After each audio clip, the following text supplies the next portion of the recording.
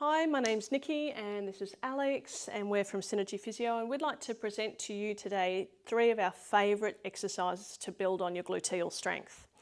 So the first exercise that we'll share is actually what we call a slider.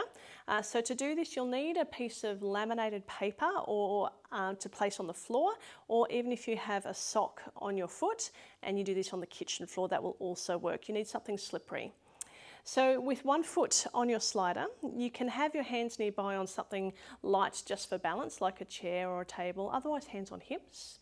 You're going to stick your bottom out, a bit like closing a drawer behind you with your bottom, and then just soften your knees. The important thing here is not to let your knees track forward. You want your shin bones to be vertical and the weight to be back on your heels for this exercise to work.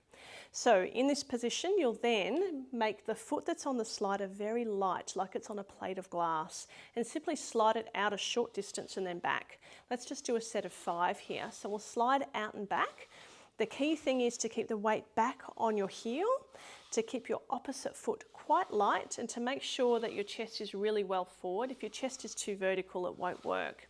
So by the time you've done set of 5, you should start to feel your gluteal muscle working. See if you can do 2 sets to fatigue. Our next favourite exercise is what we call a split squat, and the way we'll do this is starting just with a warm-up of a squat. So have your feet even and symmetrical and your pelvis square, and then you can fold at the hips and stick your bottom out like you're sitting in a chair and then come back up. So just do 2 of these as a bit of a warm-up. The key is not to let your knees go forward, because if your knees track forward and your chest is too vertical, often what will happen is that you just get knee loading and you won't feel anything in the glutes. So stick your bottom out like you've got a chair behind you that's a bit too far away. Then you'll take one toe slightly back, and that toe stays quite light. Most of the weight now is on the front foot. Keep the weight on the heel, fold at the hips, and then sit in that chair that's a bit too far away. Let's do a set of 5 here. Now you can add to this exercise by using some resistance band around the knees and keeping your knees apart into the band. That's one way of loading it. The other way of loading it is of course with some hand weights. But what should happen is that as you fold through the hips and sit down, as you push through your heel, you'll feel your bum doing some work. Your back toe stays a little bit light, so be mindful not to go back onto the back foot, and be really mindful to take the chest forward. So then our next gluteal exercise that we really love is just a basic step up, but making sure that we bias it so the butt works. So place one foot up on the step and take your chest, come all the way up onto the step. Now what I want you to do here, stay really long in the leg. You're actually going to fold at the hips like you're bowing. Imagine bowing, and then take the foot back to tap the floor, and then push through the heel to rise up.